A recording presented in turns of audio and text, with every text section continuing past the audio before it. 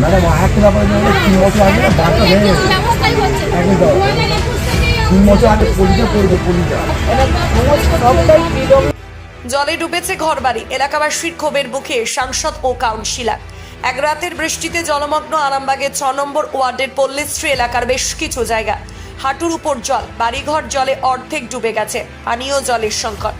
বাড়ির আসবাবপত্র থেকে অন্যান্য জিনিসপত্র জলে ডুবে গেছে, ডুবেছে রান্নার উনুন। ওই এলাকা পরিদর্শনে যায় আরামবাগ পৌরসভার কাউন্সিলর স্বপন কুমার নন্দী ও আরামবাগ লোকসভার সাংসদ মিতালি বাগ। রাস্তা দিয়ে হাঁটুর উপর জলে হেঁটে হেঁটে এলাকাবাসীর সাথে কথা বলেন, তাদের অভাব অভিযোগ শোনেন।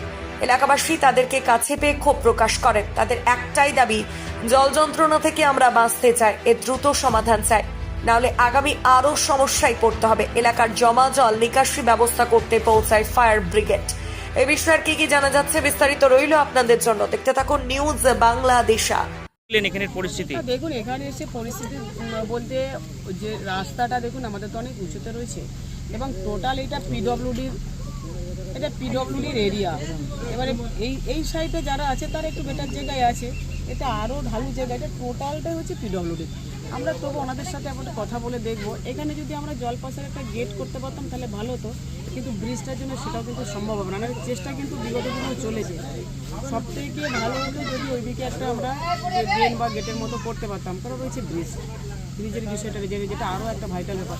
মানুষের জীবনে একটা যেমন খুব গুরুত্বপূর্ণ, আবার একটা ব্রিজকে বাঁচানো বিরাট গুরুত্বপূর্ণ, কারণ সেখানে হাজার হাজার লোক যাতায়াত করে। তো সার্বিক তবু অল্টারনেটিভ যদি কিছু করা যায় সেটা অবশ্যই। দিদি, দীর্ঘদিন ধরে এনারা এই অবস্থাতেই পড়ে রয়েছে। আমাদের যিনি আগের চেয়ারম্যান ছিলেন তিনি বলেছিলেন যে এনাদেরকে অন্যত্র স্থানান্তর করা হবে, কিন্তু আজ পর্যন্ত হয়নি। না, সেটা দেখুন আমি আবার ভাবাচ্ছি বিষয়টা, তার কারণ আমি বললাম কি যে এটা সমস্ত জায়গাটাই হচ্ছে পিডব্লিউডি একদম। এনাদিকে যদি অন্য কোনো জায়গায় নিয়ে যাওয়া হয় আমি কথা বলে দেখব, আবার পিডব্লিউডির সাথেও কথা বলে দেখব। সবথেকে আরও যেটা বেশি ভাবনা হয় যে সেকেন্ড একটা ব্রিজ, ওটা যদি করা যায়, ওটা যদি আমরা ভাবাচ্ছি ওটা যদি করতে পারা যায় তাহলে এরা খুব ভালো জায়গাতেই থাকে। তখন এই জলমগ্ন অবস্থায় এদেরকে থাকতে হবে না। আমরা যদি ব্রিজটার তাড়াতাড়ি চালু করতে পারি, সেকেন্ড ব্রিজটার দিয়ে সেকেন্ড ব্রিজ একটা হওয়ার কথা আছে, আমরা প্রস্তাব পাঠিয়েছি। সেই প্রস্তাবের জন্য এদিকে স্থানান্তরিত করার এদের ঘরের সব নাম কিছু লোকে বেরিয়েছে। নিজস্ব কেন্দ্রীয় সরকার এমন একটাই করেছে, তাদের নিজের জায়গা থাকতে হবে। এদের নিজেদের দিকে অনেককে বলেছি যে তোমরা একটা নিজের জায়গা অন্তত কম পয়সায় মাঠেতে যদি জায়গা যদি কিনতে পারো, 1 তলা 2 তলা, যেমন আমরা 7 নম্বর ওয়ার্ডে যেমন আমরা করেছি কয়েকজনের বাড়ি, যদি 1 কাঠা জায়গা কিনবে এটা সেটা 4 জনে, কিন্তু এদের সেরকম ক্ষমতা নেই। এদের সেরকম ক্ষমতা নেই। আমরা দেখছি কোথাও ভেস জায়গা পাওয়া যায় কিনা, সে ভেস জায়গা ছাড়া তো ওদের করা যাবে না। হ্যাঁ, এরা এদের বাড়ি পরের বাড়িতে ওরা কাজ করে খায়, আর পিডব্লিউডির জায়গায় আছে।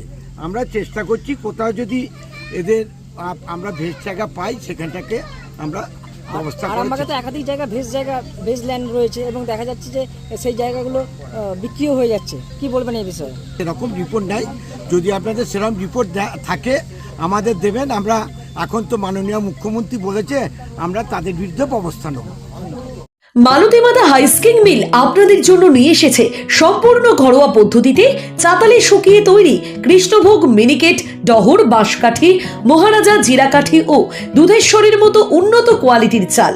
মালতী মাতা হাইস্কিং মিলে প্রোপাইটার পবন নন্দী ও জীবন নন্দী। ঠিকানা সুপারা, চাদুর, আরামবাগ, হুগলি।